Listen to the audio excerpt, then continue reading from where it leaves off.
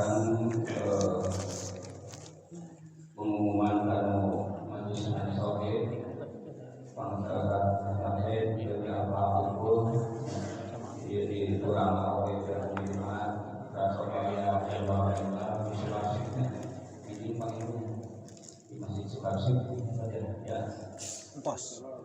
Sawal Insyaallah awal. Alhamdulillah sekali aku benar anggota masyarakatnya. Nah, Ustaz. Kalau kita ya insyaallah kita tongkol di masjid dan berdoa khususnya ya di masjid di sekitar tapi itu pamitan merasa seperti biasa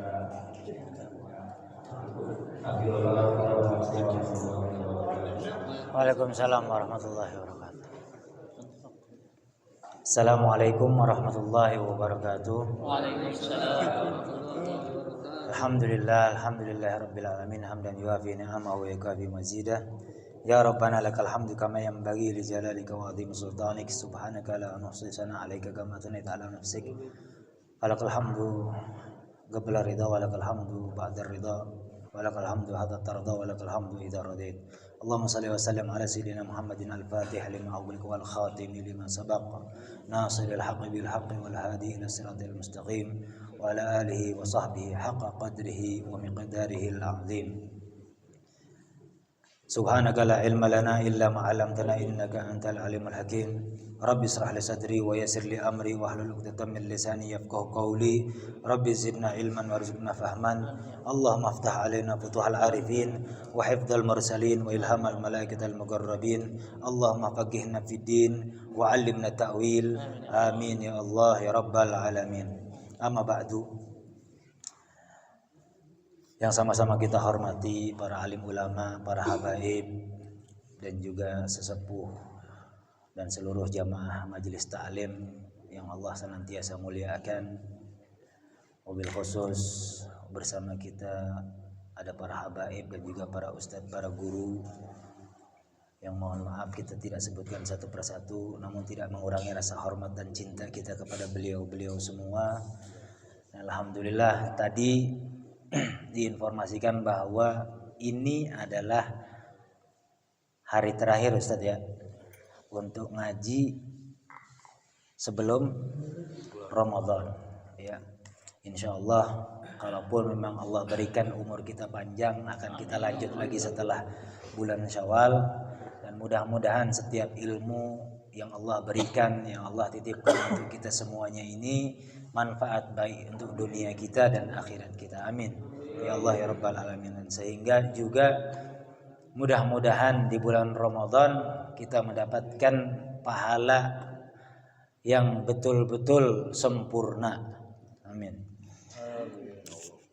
Malam hari ini kita akan lanjutkan dan insya Allah kita habiskan babnya pembukaan sampai kita jumpa dengan bab toharoh. Kemarin terakhir kita bahas tentang Rasulullah SAW yang telah diutus oleh Allah Subhanahu Wa Taala, dimana dikatakan di dalam kitab Qala al-Musannif rahimallahu taala wa nafa'ana bihi wa bi ulumihi fid dharain amin radhiyallahu taala ankum min angal wa annahu ta'ala ba'atha sayyidina Muhammadan abdahu wa rasulahu ila jami'il khalqi li hidayatihim wa li takmili ma'ashihim wa ma'adihim wa ayyadahu bil mu'jizati dhahirat wa annahu alaihi salatu wassalam shadiqun fi jami'i ma akhbara bihi anillahi ta'ala.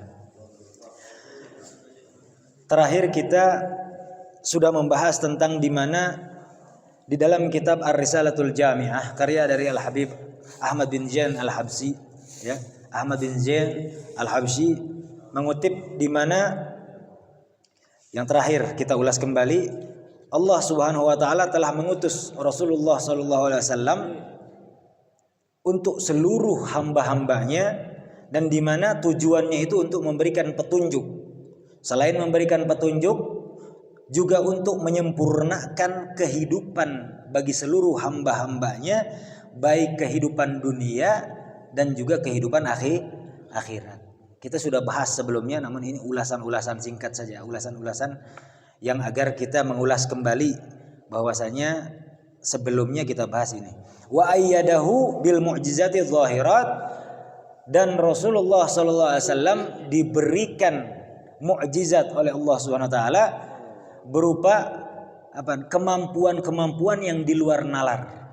Jadi setiap mukjizat daripada nabi dan juga rasul, terkhusus lagi mukjizat baginda kita Rasulullah SAW, setiap umat muslim yang mengaku dirinya Islam wajib meyakini. Karena kalau kita ukur dengan pikiran atau logika kita, tidak akan pernah mungkin kita akan percaya hal-hal yang memang di luar nalar. Itu namanya mukjizat. Kemarin kita sudah bahas bahwa mukjizat itu atau sesuatu yang di luar nalar, amrun khariqul adah, ada berapa? Ada 6 kategori. Yang dimilikinya kalau mukjizat hanya untuk para rasul. Para nabi, para rasul namanya mukjizat. Kalau para nabi, para rasul belum diutus menjadi nabi atau belum diutus menjadi rasul, namanya irhas. Dan itu dimiliki hanya untuk mereka saja yang memiliki keagungan, kemuliaan luar biasa dari Allah Subhanahu wa taala. Orang-orang yang selain nabi dan rasul bisa diberikan perkara-perkara yang di luar nalar, bisa. Namun namanya bukan mukjizat. Jadi jangan salah menyebutkan nanti, wah ini sebuah mukjizat dari Allah, udah bukan mukjizat lagi namanya. Kalau orang-orang soleh ya namanya ma'unah. Tapi kalau derajatnya lebih tinggi yaitu para wali, itu namanya karomah. Nah, kemarin tuh kita ulas kembali tuh.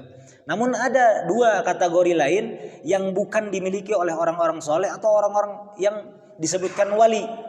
Itu namanya istidraj dan ihanah. Nah ini naudzubillah min dzalik ya. Kalaupun memang seumpama orang-orang yang mendapatkan istidraj dan ihana, memang seakan-akan kita melihatnya itu wow sakti sekali, ya hebat sekali, bahkan dengan terbang mungkin, dengan hal-hal yang memang di luar nalar. Bahkan tipisnya ya, atau sederhananya hal-hal yang memang di luar nalar ini seperti banyak yang nanya ke aneh. Ustaz katanya kenapa kok orang-orang kafir, orang-orang munafik, orang-orang yang memang jauh dari Allah kok hidupnya senang aja, ya bahkan mereka itu mendapatkan uang seakan-akan gampang aja, entahkah dengan ribanya, dengan judinya, atau pokoknya enggak dengan riba judi pun mereka enak-enak aja hidupnya, ya dikasih kenikmatan di dunia nih kayaknya enak aja, keuangannya lancar, kekayaannya luar biasa dan lain.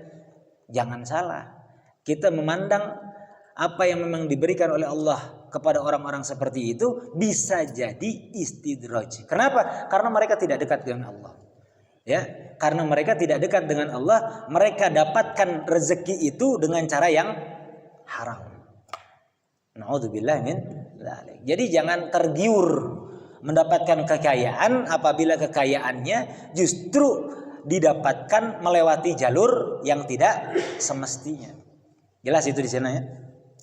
Nah, ini hari ini atau malam ini kita akan lanjut dengan wa annahu alaihi salatu wassalam shadiqun fi jami'i ma akhbara bihi anillahi ta'ala. Dan sesungguhnya Rasulullah sallallahu alaihi wasallam shadiqun, memiliki sifat jujur ya. Dan pasti benar, apapun yang diucapkan oleh Rasulullah sallallahu alaihi wasallam itu pasti benar. Tidak ada sesuatu yang diucapkan oleh Rasulullah SAW itu salah, tidak ada. Ya, keburukan tidak ada, tidak pernah ada keburukan apapun yang diucapkan oleh Rasulullah SAW. Karena segala sesuatunya itu adalah ajaran untuk kita semuanya, Bahkan apabila menemukan sesuatu yang mungkin kalau diartikan secara tekstual kita menganggap itu adalah sebuah kesalahan. Seperti contoh dikisahkan beberapa kali Rasulullah SAW terdapat atau didapati dalam keadaan marah ketika menghadapi atau melihat sahabatnya bertengkar. Ya, kalau kalimatnya Rasulullah itu marah, jangan yakini atau dengan makna konteksnya itu dengan marah Rasulullah SAW. Jangan menganggap Rasulullah SAW itu marah. Ya, karena apa? Tidak mungkin Rasulullah SAW marah. Ya. Karena Rasulullah SAW melarang umatnya untuk marah atau emosi. Kurang lebih seperti itu. Jadi Rasulullah SAW dengan sempurnanya, Rasulullah SAW memiliki sifat yang memang wajib kita ketahui. Nah ini kita dari kecil kita udah diajarin ya. pada apal masih? Sidik, fatona, tabligh, amanah. Ya, keempat sifat ini dimiliki oleh Rasulullah SAW dan seluruh nabi dan rasul harus memiliki sifat ini. Ya, harus memiliki empat sifat ini. Jadi tidak dapat dinyatakan nabi apabila tidak memiliki empat sifat ini. Dan keempat sifat ini perlu kita ikuti. Kalau yang namanya cinta sama Rasulullah SAW berarti harus ada ittiba. Nah, selama ini kita udah jujur belum? Nah, kejujuran ini kejujuran bukan hanya kepada orang lain, karena kejujuran ini ada tiga jalurnya, ya. Kejujuran kita kepada Allah Subhanahu wa taala, kejujuran kita kepada diri sendiri, baru kejujuran kita kepada orang lain. Nah, ini kadang-kadang sama orang mah jujur, tapi sama diri sendiri enggak jujur. Kadang-kadang jujur sama diri sendiri, tapi sama Allah enggak jujur. Nah, ini kejujuran ini nanti dilihatnya nanti di bulan Ramadan. Jujur enggak sama diri sendiri, jujur enggak sama Allah, jujur enggak sama orang lain. Mungkin sama orang lain bisa kita bohong-bohongin, ya kan? Lagi lapar, makan di dalam rumah, pas keluar mah lap dulu sampai kering. Badan dilemes-lemesin. Wah, siapa yang tahu dia buka puasa? Nggak ada yang tahu. Nah, itu nanti diukur kejujuran kita. Nah, itu sifat yang perlu kita ikuti. Fi jami'i ma akhbara bihi anillahi ta'ala. Maka karena dikatakan semua yang dibawakan oleh Rasulullah SAW itu adalah dari apa yang memang telah diperintahkan oleh Allah Subhanahu wa ta'ala. Apa saja yang perlu kita percayai? Banyak. Mungkin kalau dalam ucapan-ucapan yang memang sudah nyata, terbukti di dunia ini, yang terlihat atau terasa sekarang, kita bisa percaya. Ya. Jadi kepercayaan ini percaya dengan apapun yang memang kita dapat rasakan sekarang, atau apapun yang memang tidak dapat kita rasakan, atau bahkan kita tidak bisa menalarnya sekarang. Kurang lebih begitu. Nah, ini kepercayaan, jangan sampai kita mempercayai suatu hal namun tidak percaya dengan hal yang lain. Karena kemarin kita sudah bahas, munafik itu terbagi menjadi dua. Ada munafik i'tiqadi dan juga munafik amali. Karena kalau ada percaya kepada Rasulullah SAW, tapi sebagian apa yang disabdakan oleh Rasulullah, apa sebagian yang memang dikabarkan oleh Rasulullah, dia tidak percaya. Seperti contoh apaan? Siratal mustaqim, jembatan Siratal mustaqim. Dia beriman kepada Allah dan Rasulnya. Dia beriman, ya, dia percaya dengan apa yang diajarkan oleh Rasulullah SAW, dengan sikap-sikap baiknya, akhlak-akhlak yang mulianya. Namun ketika berbicara tentang Siratal mustaqim, jembatan, nah ini kan dikatakan minas sirati, daripada kategori-kategori yang mungkin tidak dapat kita nalar sekarang. Karena dikatakan as-sirat, ya, jembatan Siratal mustaqim itu adalah sebuah jembatan, atau kalau dibilang dalam bahasa Arabnya jisrun mamdudun min ardil akhirah ila ardil jannah, atau jisrun mamdudun ala matanil jahannam. Artinya ini kalau namanya Siratal mustaqim itu adalah jembatan yang terbentang antara antara ardnya, antara bumi, atau kalau dibilang bumi itu tanah akhirat dengan tanah surga. Atau Siratal mustaqim itu adalah jembatan yang berada di atas neraka jahanam. Bahkan kalau dibilang lebarnya itu tidak lebih daripada 7 potong satu helai rambut, atau satu helai rambut yang dipotong 7. Lebih tajam daripada pedang. Itu jembatan kayak gimana? Bagaimana mungkin orang bisa melaluinya? Nah, ini kan susah dilalarnya, ya. Susah untuk kita nalar. Namun kita harus percayai, kita harus yakini bahwa nanti akan kita jumpai. Jelas? Dari Siratal mustaqim, ya kan? Bahwasanya kalau dibilang Rasulullah SAW telah mengabarkan bahwa adanya jembatan Siratal mustaqim, setiap manusia akan melaluinya. Namun orang-orang kafir tidak bisa melaluinya. Ya, orang-orang kafir tidak bisa melaluinya. Lah kenapa? Orang-orang kafir udah langsung dijeblosin duluan ke neraka. Ini orang-orang yang memang dari mulai semua kaumnya Nabi Allah Adam sampai kaum atau umatnya Nabi Muhammad SAW akan melaluinya. Orang-orang yang munafik, orang-orang yang memang memiliki amalan-amalan lebih besar, amal-amal buruknya akan tergelincir di sana. Karena kalau kita tahu jembatan Siratal mustaqim yang kita tahu nih, itu cuma jembatan satu helai rambut yang dibagi 7. Bayangkan, dijelaskan lagi jembatan Shiratal Mustaqim itu bawahnya memiliki duri-duri. Tajamnya itu jangankan ditekan, ya. Itu kita melangkah di atasnya itu langsung nempel di tulang kita. Itu jembatan Shiratal Mustaqim. Lalu di atas kita ketika melaluinya itu sambaran petir itu terus menyala-nyala di atas kita. Dan setiap orang yang berjalan di atasnya itu akan memikul setiap apapun dosa-dosanya atau amalan-amalannya, sehingga memberatkannya ketika dia melalui jembatan Shiratal Mustaqim. Luar biasa. Dan jangan sampai salah, jembatan Shiratal Mustaqim itu bukan dekat. Karena ada riwayat menyatakan jembatan Shiratal Mustaqim itu apaan? Panjangnya 1.500 tahun. 1.500 tahun. Bayangkan 1.500 tahun untuk ditempuh perjalanan dengan jalan kaki. Kira-kira kebayang nggak?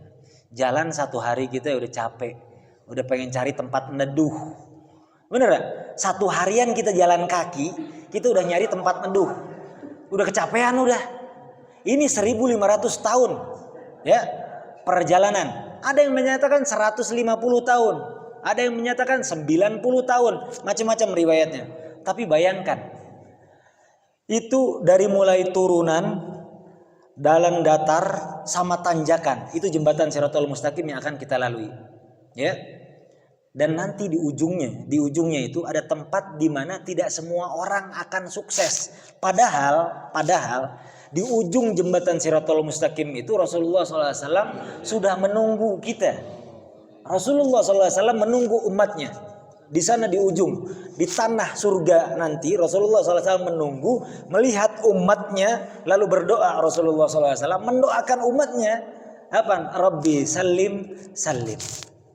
Ya Allah selamatkan umatku, ya Allah selamatkan umatku. Bayangkan bagaimana cintanya Rasulullah SAW kepada umatnya.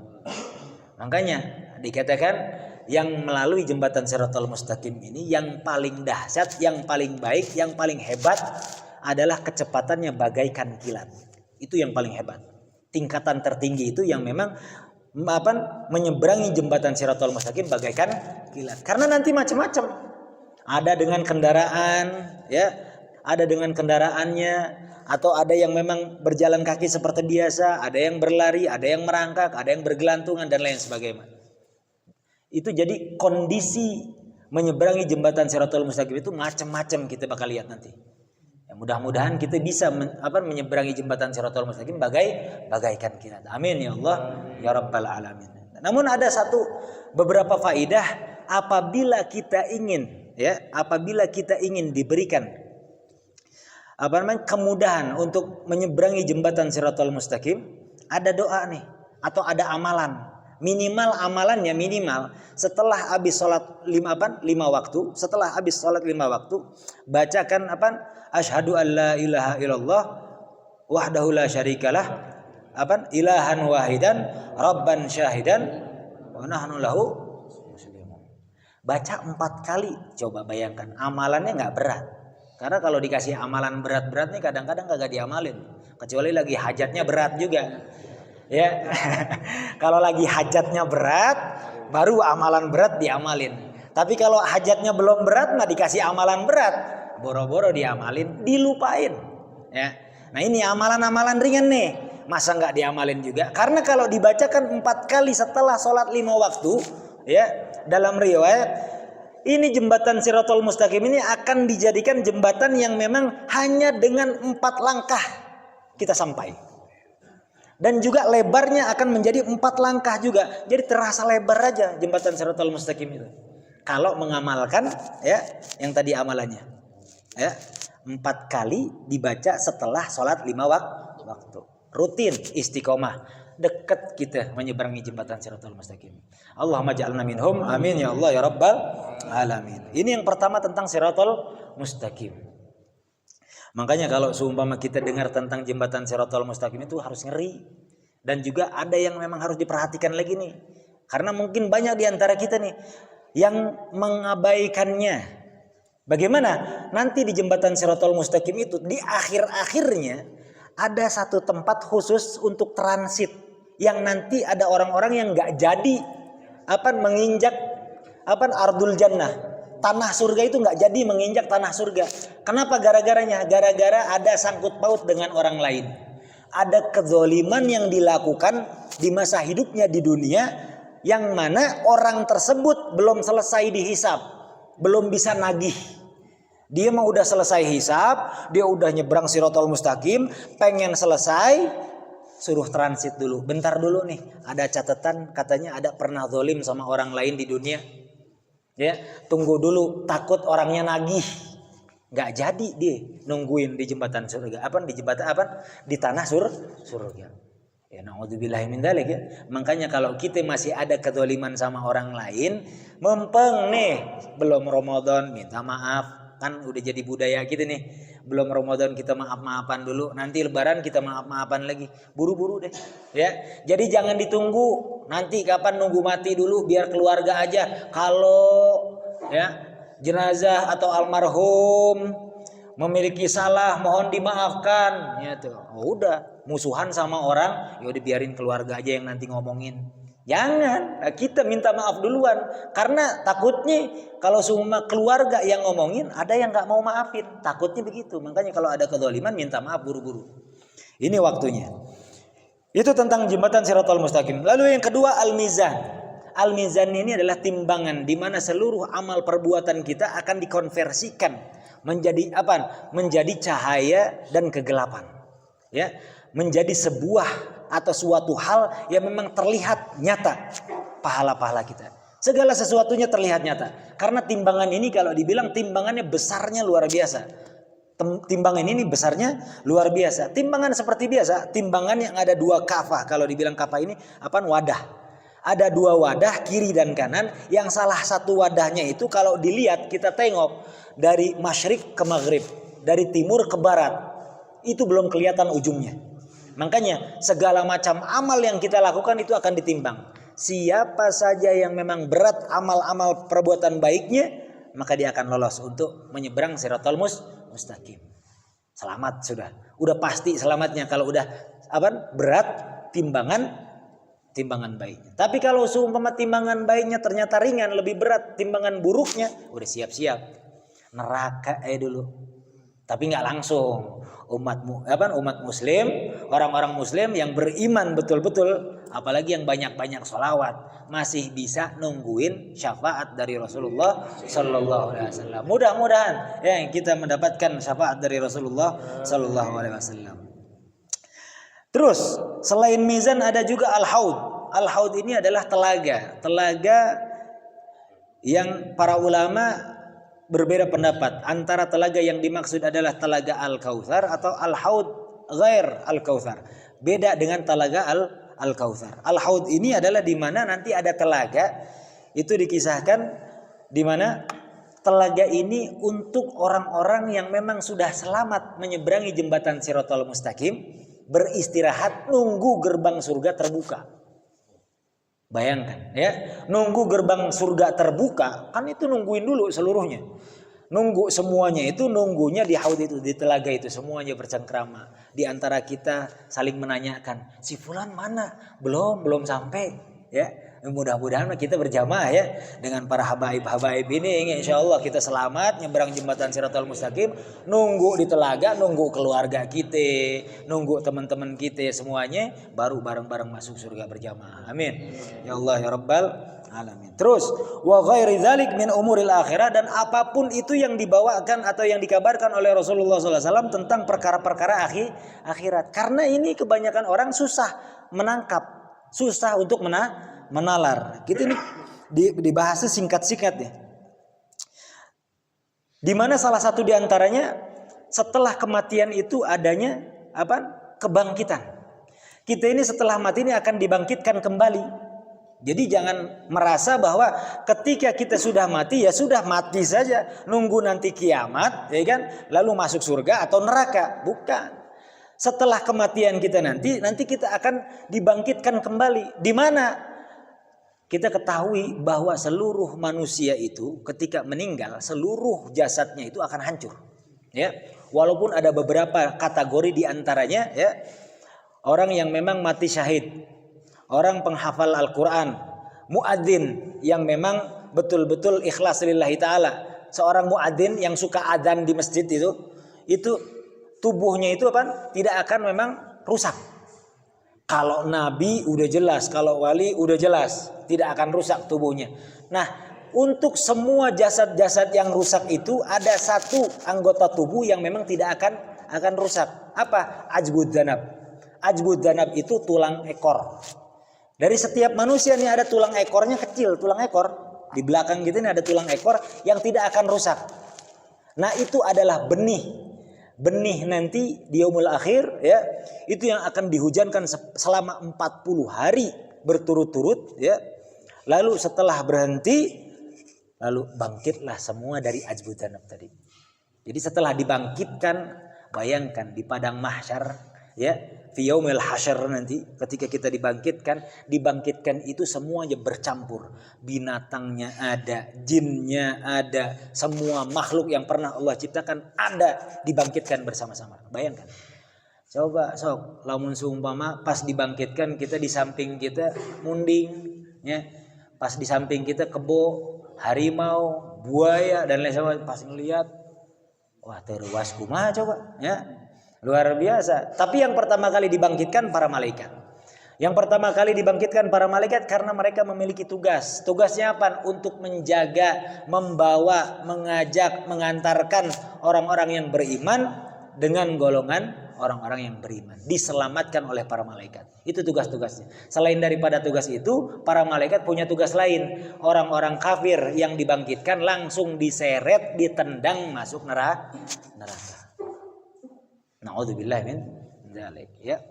Dan semua makhluk Allah seperti para binatang itu langsung dirubah kembali menjadi debu. Itu tentang apa yang memang dikabarkan fi yaumil akhir. Terus dilanjut lagi. Wa ghairu dzalika min umuril akhirah katanya wal barzah. Nah ini kalau tadi urusan yang berkaitan dengan apa yang memang terjadi setelah kiamat. Terus kalau sebelum kiamat bagaimana? Rasulullah SAW sudah kabarkan tentang adanya barzakh. Barzakh ini alam setelah alam kubur. Ada juga ulama yang menyatakan bahwa alam barzakh ini ya alam kubur itu. Ya, alam barzakh ini alam kubur. Padahal alam barzakh itu secara yang mu'tamad nih, yang mu'tamad alam barzakh itu alam setelah kubur. Kalau sukses untuk melalui pertanyaan malaikat mungkar dan nakir, ya. Kalau sukses ditanya oleh malaikat mungkar nakir, maka dia akan dipersilahkan masuk alam barzakh. Mungkar nakir yang kita tahu itu khusus untuk orang-orang munafik sama orang-orang kafir, ya. Orang-orang yang memang amal-amalannya buruk. Itu malaikat mungkar nakir, namanya ganti. Yang datang pun bukan dia, ya. Kan ada banyak pasukannya, ada banyak bawahan-bawahannya. Mungkar nakir ini nama untuk orang-orang yang memang keimanannya campur aduk sama kemaksiatan. Nah kalau seumpama untuk orang-orang yang beriman, orang-orang yang soleh, namanya siapa?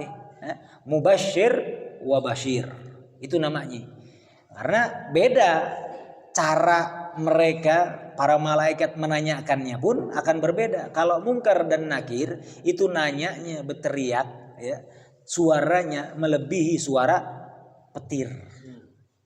Terewas kumaha ada tuh ya.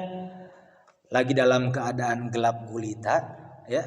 Lagi keadaan gelap gulita, kita bingung sedang di mana, tempatnya sempit, tiba-tiba ada yang datang dari kegelapan dengan muka yang menyeramkan.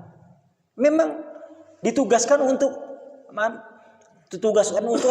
Untuk memberikan zajar kepada orang-orang yang tidak beriman di masa hidupnya. Datang lalu bertanya. Salah satu pertanyaannya kita tahu, man robuka. Suaranya menggelagar, kaget, nggak jawab-jawab, nggak serewas, iya saha, ditanya man robuka. Wah udah, karena nggak ngejawab, dipukul lah. Ketika dipukulkan dengan palu yang bergerigi itu, menjerit, bahkan seluruh makhluk yang di atasnya mendengarkan kecuali manusia. Ya, jeritannya itu kecuali manusia tidak mendengarkan. Bayangkan dahsyatnya seperti apa. Nah ini kalau sukses melalui malaikat mungkar nakir atau mubasyir wa basyir, ya mudah-mudahan kita mendapatnya mubasyir wa basyir.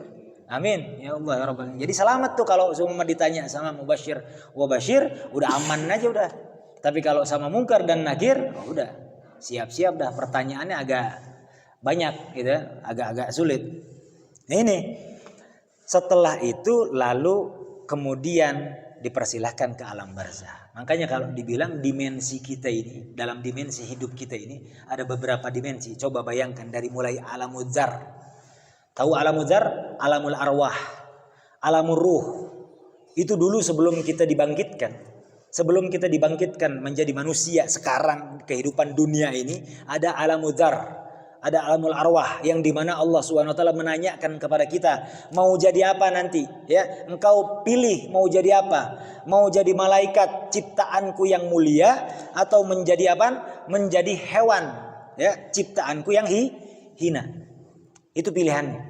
Mau jadi manusia apa, mau jadi apa, malaikat atau mau jadi hewan. Atau pilihan yang ketiga, mau jadi manusia yang bisa lebih mulia daripada malaikat atau nanti akan bisa menjadi lebih hina daripada hewan.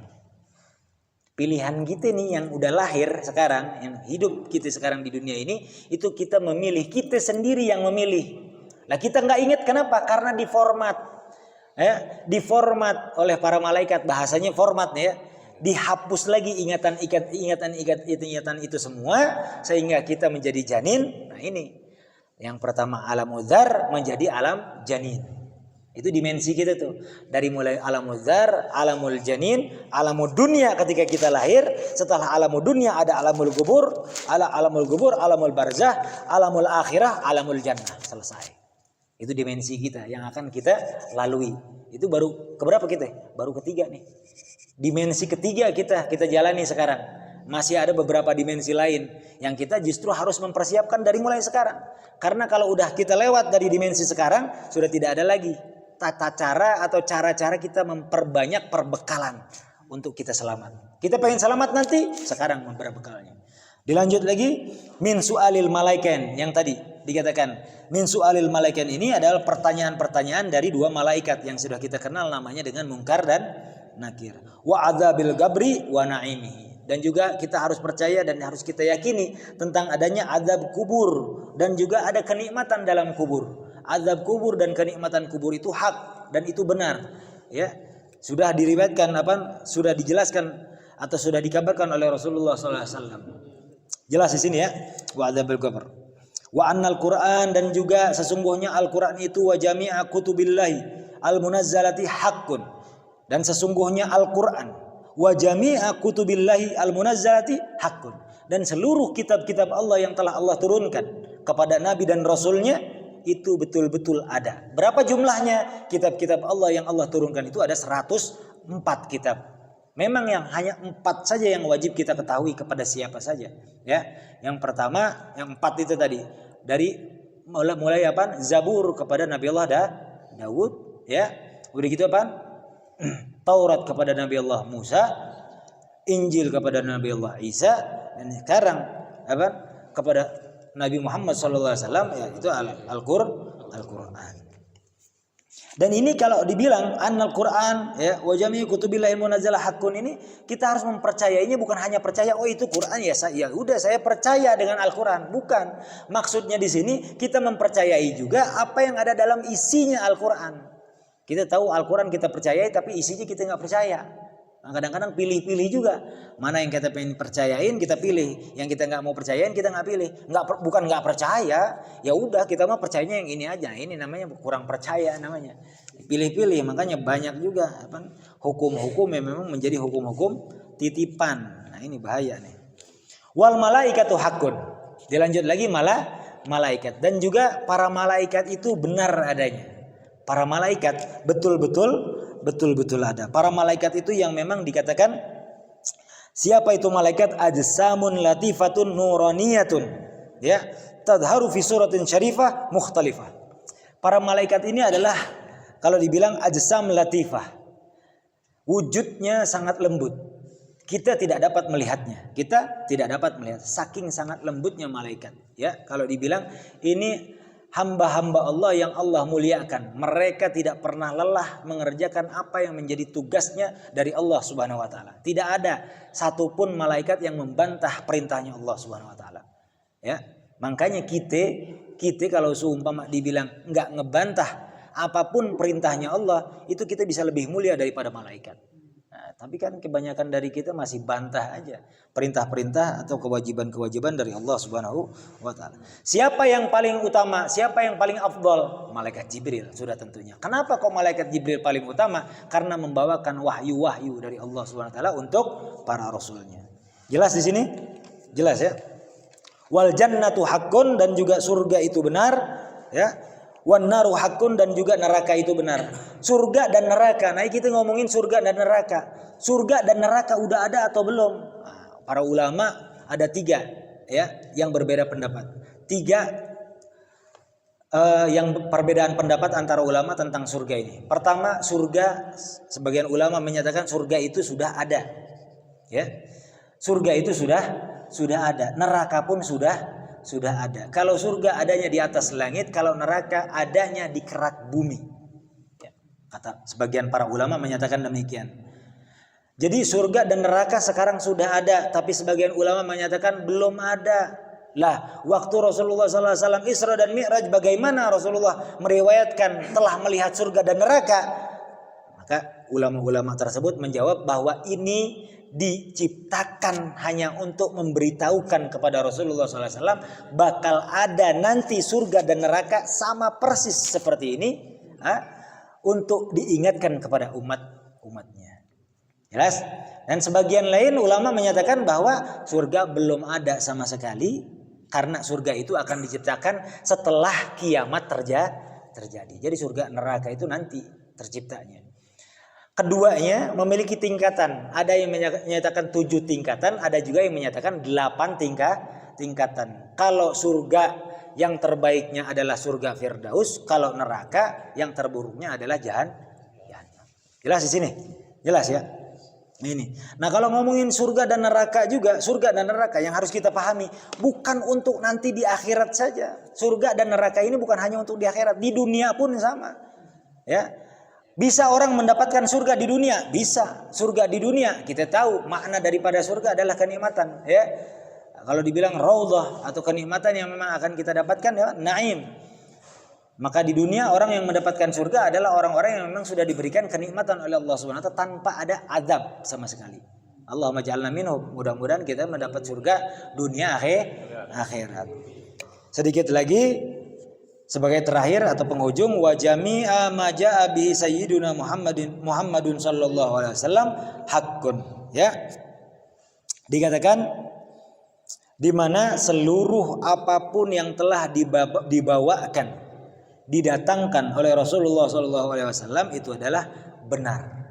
Sebagaimana di dalam Al-Qur'an Rasulullah sallallahu alaihi wasallam ya menyampaikan sebagai firman dari Allah Subhanahu wa taala, ya ayyuhan nas qad ja'atkum mau'idatun mir rabbikum, ya, wa shifaa'un lima fis sudur wa hudaw wa rahmatun lil mu'minin. Itu. Jadi kalau dibilang wahai manusia, nah ini kita bilang, wahai manusia, telah datang mau'idhah, nasihat, arahan, pedoman.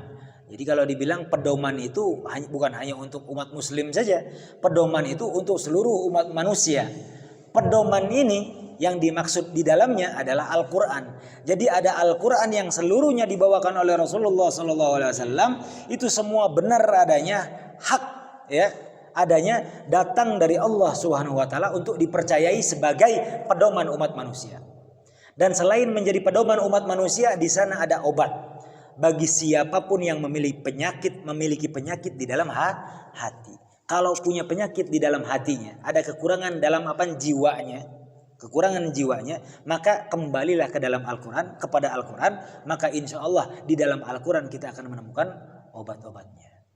Terus Al-Quran didatangkan oleh Allah Subhanahu wa taala kepada Rasulullah SAW untuk diketahui oleh umatnya, menjadi sebagai apa? Sebagai hudan. Ya, hudan itu sebagai petunjuk, warahmatul lil mukminin, dan juga kasih sayangnya Allah Subhanahu wa taala untuk orang-orang yang beriman.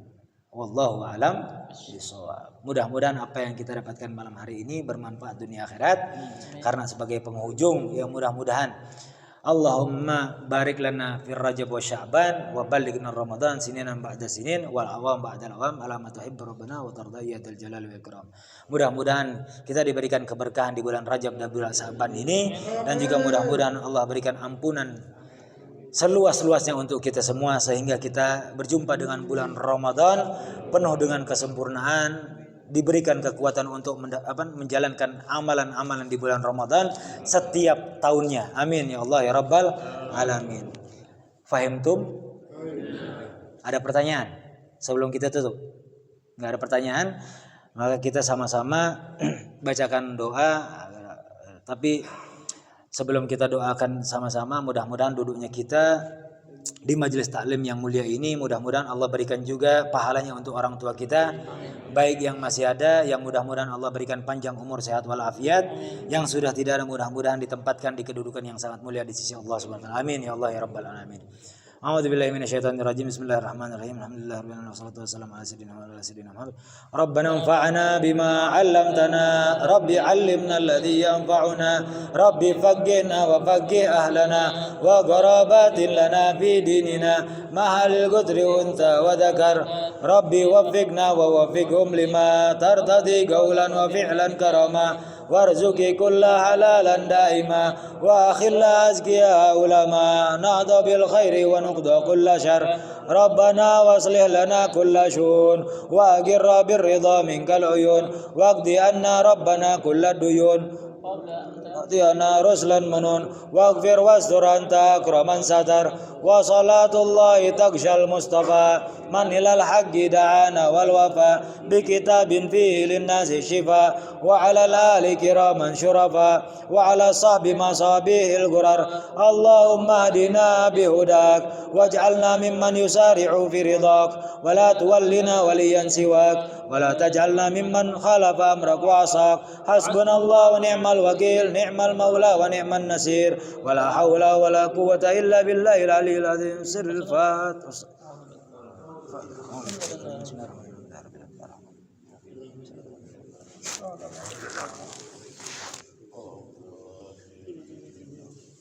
Alhamdulillah.